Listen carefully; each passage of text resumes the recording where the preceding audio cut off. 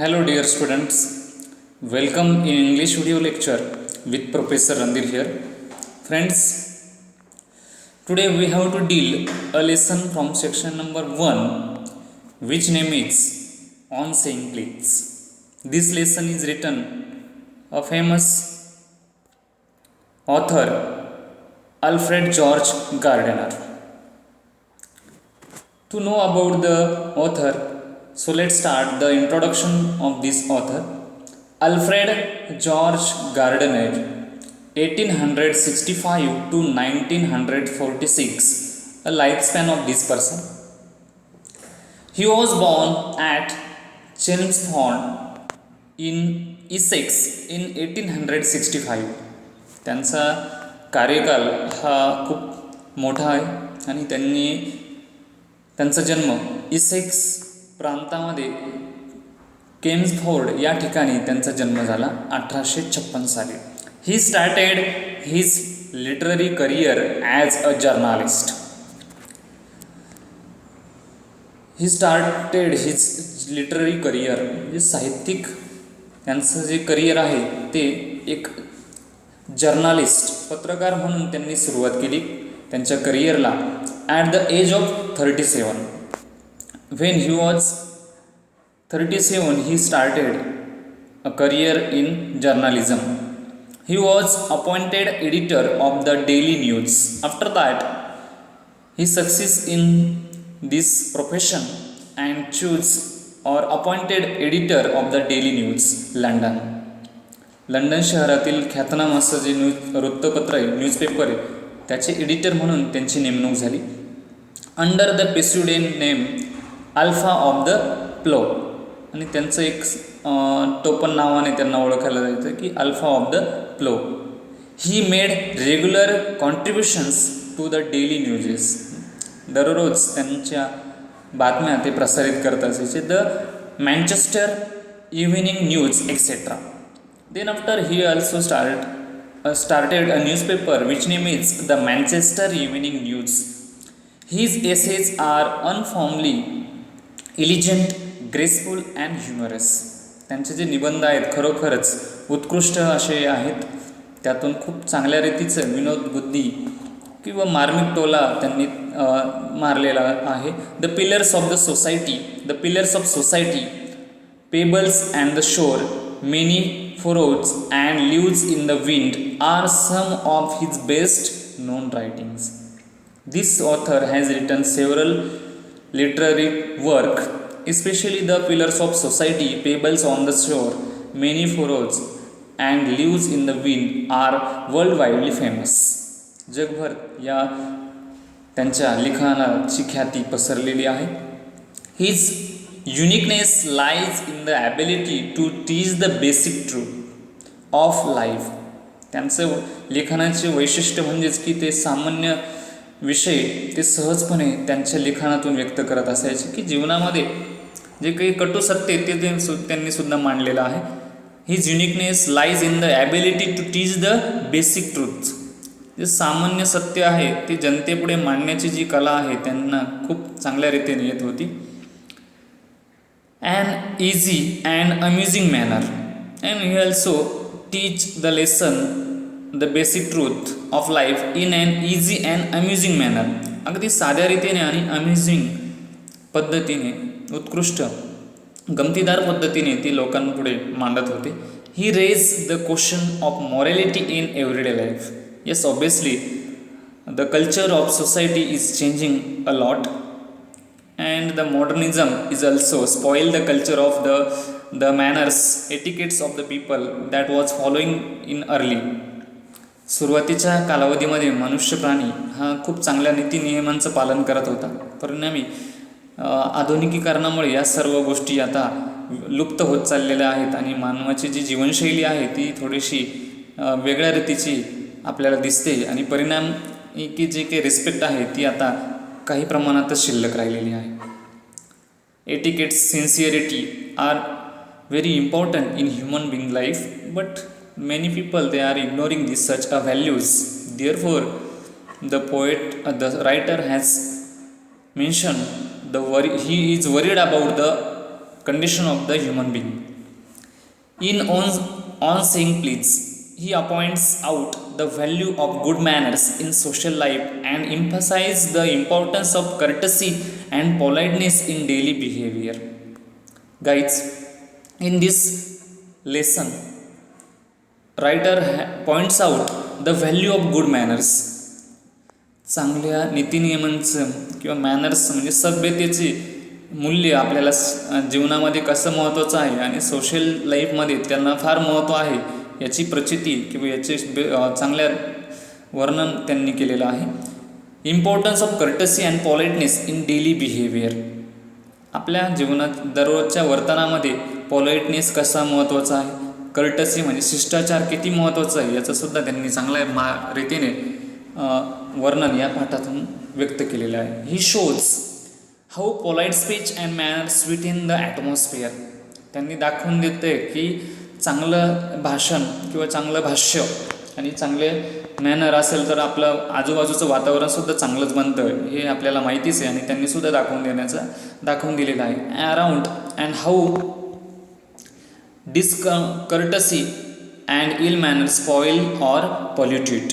आणि कशा असभ्यपणा आणि ह्या इल मॅनर्समुळे कशा प्रकारे वातावरण दूषित होतं हे सुद्धा त्यांनी मांडलेलं आहे.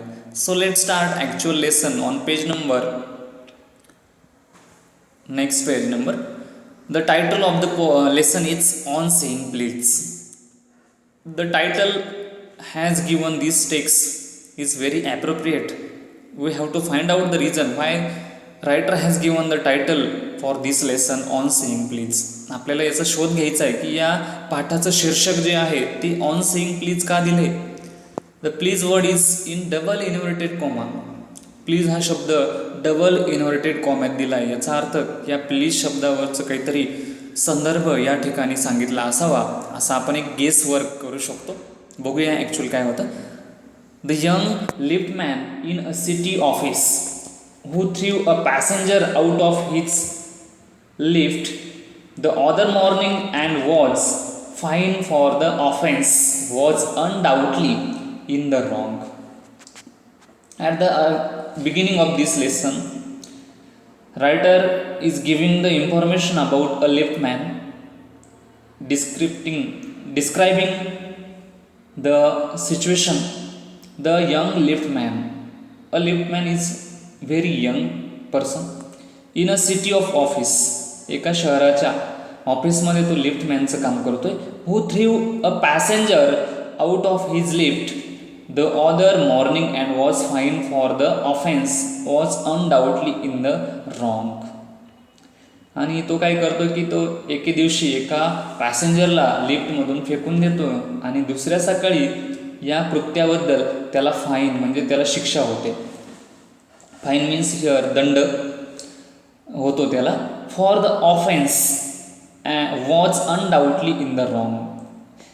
And as a point of view in act rules it is a offence. Offence means गुन्हा. त्याच्यावरती हा गुन्हा नोंदवला जातो आणि त्याला त्याची शिक्षा दिली जाते. पण ॲक्च्युली काय कारण असावं हे आपण माहिती करून घेऊ. It was a question of please. Why this situation happen with the young liftman because of the word please. एका शब्दामुळे त्याला ही शिक्षा सहन करावी लागली. आणि काय असेल तो भाग बघूया. The complaint entering the lift. Please या शब्दावरून वाद झाला आणि सर्व परिस्थिती अनियंत्रित घडली. काय होतं. The complaint entering the lift sed top. खरं तर काय झालं की जो पॅसेंजर होता तो लिफ्टमध्ये उभा राहिला आणि त्याने आदेश दिला लिफ्टमॅनला की टॉप म्हणजेच की टॉप फ्लोअरला त्याला जायचं आहे. टॉपचं बटन तू प्रेस कर जेणेकरून तो त्या ठिकाणी त्याचं डेस्टिनेशन आहे तिथे तो पोहोचेल. पण the liftman demanded top please. Top शब्द म्हणू नका तर तुम्ही टॉप प्लीज म्हणा असं लिफ्टमॅनने त्यांना सांगितलं. And this concession being refused, he not only declined to comply with the instruction, पण त्या पॅसेंजरने टॉप प्लीज म्हणण्यास नकार दिला आणि परिणामी याला राग आला आणि याने त्या पॅसेंजरला लिफ्टमधून बाहेर फेकून दिलं. Comply with the instruction. त्या सूचना त्याने नाकारल्या. But hurl the passenger out of the lift. आणि राग आल्या कारणामुळे त्याने त्या पॅसेंजरला लिफ्टमधून फेकून दिलं. This of course was carrying a convent on manner too far. आणि ही जी काही वर्तन त्याचं होतं ते खरोखर असभ्य वर्तन इथं सिद्ध झालं आणि परिणामी त्याच्या बदल्यात त्याला शिक्षा दिली गेली. Discourtesy is not a legal offence. Actually कायद्यानुसार अशा गोष्टीसाठी काही शिक्षा दिलेली नाही आहे किंवा कायद्यामध्ये अशी तरतूद नाही की तुम्ही सॉरी म्हटले नाही तर तुम्हाला शिक्षा होईल किंवा प्लीज म्हटले नाही तर तुम्हाला शिक्षा होईल. पण generally in social culture, in social life we follow courtesy, good manner. Therefore it is a mistake of liftman. त्याच्याचमुळे ही त्याची चूक आहे असं आपण गृहीत धरूया, परंतु कायद्यानुसार त्याला या चुकीबद्दल शिक्षा देणं चुकीचं आहे. प्लीज न म्हणणं ही गोष्ट थोडीशी आपल्याला ऑड फील होते कारण की कायद्यात तशी काही तरतूद नाही आहे. Discourtesy is not a legal offence and it does not excuse assault and battery. जर एखाद्याने आपल्याला डिसकर्टसी किंवा आपल्याला तो बेजबाबदारपणे आपल्याशी बोलला आहे किंवा त्याचं जे बोलणं आहे ते थोडंसं आपल्याला कटू होतं आणि त्याच्याविरुद्ध आपण काही हल्ला वगैरे केला, असॉल्ट अँड बॅटरी, तर कायद्यामध्ये अशा गोष्टीसाठी काही आपल्याला आधार मिळू शकत नाही. कायद्याने आपण त्या ठिकाणी चुकीचंच आहोत हे सिद्ध होईल कारण की तो काही वाईट बोलला या गोष्टीसाठी काही कायदा केलेला नाही किंवा प्लीज किंवा सॉरी म्हणणं हे काही कायद्यात लिहून घेतलेलं नाही किंवा कायद्यानुसार अशा गोष्टीला काही प्रोटेक्शन देणं पॉसिबल नाही आहे. Discourtesy is not a legal offence and it does not excuse assault and battery. The word is given here assault and battery, an attack which includes not only threats but also the actual use of violence. या ठिकाणी भांडण तंटा करणे, वाद करणे असा याचा अर्थ आपण घेऊया. If a burglar breaks into my house, suppose if a burglar, समजा की जो burglar it means beggar किंवा we call it a thief also. एखादा चोर घरात शिरला, घर फोडलं त्याने. If a burglar breaks in to my house and I knock him down. एखादा चोर घरात शिरला आणि मी त्याला पकडलं किंवा त्याला मी खाली पाडलं किंवा त्याला शिक्षा केली. The law will acquaint me. In this matter law will save to the owner of house and leave him without any fine. त्याला कोणतीही शिक्षा दिली जाऊ शकणार नाही कारण की चुकी इथं कोणी केली आहे? बर्गलरने, थीपने केलेली, चोराने केलेली. त्याच्यामुळे या ठिकाणी गुन्हेगार कोण आहे? चोर आहे कारण की हा त्याच्या घरामध्ये शिरला आहे आणि याचं राईट आहे की स्वतःच्या संपत्तीचे प्रोटेक्शन करण्याचं, सांभाळ करण्याचा अधिकार प्रत्येकाला कायद्यानुसार देण्यात आलेला आहे. परिणामी जो काही चोर आहे त्याला शिक्षा तिथं होणार आहे. जरी या घरमालकाने त्या चोराला मारलं किंवा त्याला पकडून ठेवलं, चांगला चोप दिला, तरी पण त्या घरमालकाला कोणत्याही प्रकारची शिक्षा होणार नाही. The law will acquaint me. Acquaint it means की कोणतेही आपण त्याला सेव म्हणून सोडून देऊ शकतो. And if I am physically assaulted it will permit me to retaliate with reasonable violence. जर त्याने फिजिकली काही हल्ला केला तर त्याला त्याच पद्धतीने जर उत्तर मी दिलं तरी त्या चोराला मी मारलं, ठार मारलं तरीसुद्धा मला होणारी शिक्षा ही काय असणार आहे? फार सौम्य असणार आहे. अशा प्रकारचं एक्झाम्पल आपल्याला कायद्याच्या नुसार सांगू शकतो आपण. Permit with reasonable violence it does this because the burglar my assailant have broken quite definite commands of the law. याचा अर्थ की या चोराने कायदा मोडलेला आहे, परिणामी त्याला शिक्षा ही झालीच पाहिजे कारण की जाणून बुजून हा घरामध्ये शिरतोय आणि वस्तूंची चोरी करतोय आणि प्रत्येकाला आपल्या वस्तू संपत्तीचं संरक्षण करण्याचं कायद्याने अधिकार दिला आहे. आणि अशा प्रसंगी आपण त्याच्याशी वाद जरी घातला, त्या चोराला मारलं तरी पण कोणत्याही प्रकारची शिक्षा त्या संबंधित व्यक्तीला होणार नाही, झाली तरी ती सौम्य स्वरूपाची असणार आहे. But no legal system could attempt to legislate. पण अशा लिफ्टच्या ज्या उदाहरणात आहे, लिफ्टमॅनने त्या व्यक्तीला फेकून दिलं, अशा प्रसंगी मात्र कोणत्याही कायद्याचा आधार त्या लिफ्टमॅनला मिळू शकणार नाही किंवा त्याला ती शिक्षा सहनच करावी लागणार आहे, कारण की कायद्यामध्ये अशी काही तरतूद नसल्या कारणामुळे. See the next paragraph. And against bad manners or could sanction the use of violence against something which does not itself recognize as a legally punishable offense. तर बघूया की या बॅड मॅनर्स कारणामुळे त्याला शिक्षा देणं शक्य नाही, परंतु याने फिजिकली त्याच्याशी वाद घातल्या कारणामुळे या लिफ्टमॅनला शिक्षा झालेली आहे. It does not itself recognize as a legally punishable offence. Sorry please, हे शब्द काही लिगली पनिशेबल ऑफेन्स नाही आहेत. त्याच्यामुळे जो काही पॅसेंजर आहेत, जरी तो चुकतोय, परंतु त्याला कायद्याचा आधार नसल्या कारणामुळे किंवा कायदा त्याच्या अगेन्स्ट नसल्या कारणामुळे तो त्या ठिकाणी निर्दोष सिद्ध होतोय. And our sympathy with the liftman. परंतु आपली जी सहानुभूती आहे ती साहजिकच लिफ्टमॅनच्या बाजूने जाते असं आपल्याला फील होते, परंतु ॲक्च्युअल लिगली तो लिफ्टमॅन इथं कसा आहे, चुकीचा आहे. We must admit that the law is reasonable. आपण मान्य केलं पाहिजे की कायदा हा खूप तार्किक बाजूला विचार करावा लागतो. It would never do if we were at liberty to box people's ears because we did not like their behaviour. कायद्याने आपल्याला लोकांशी वाद घालण्याचा अधिकार, हक्क दिलेला नाही किंवा त्यांचं स्वातंत्र्य हिसकावून घेण्याचा पण अधिकार दिलेला नाही. तसं असतं तर आपण दररोज लोकांना हाणामारी केली असती. कशाबद्दल की त्यांचं वर्तन आवडलं नाही किंवा त्याचं मला आवाज आवडला नाही किंवा त्याने माझ्याकडे रागाने पाहिलं म्हणून मी त्याला मारलं, अशा घटनांसाठी आपण मारामाऱ्या केल्या असत्या. परंतु ह्या सर्व तरतुदी कायद्याच्या दृष्टिकोनातून कशा आहेत, चुकीच्या आहेत.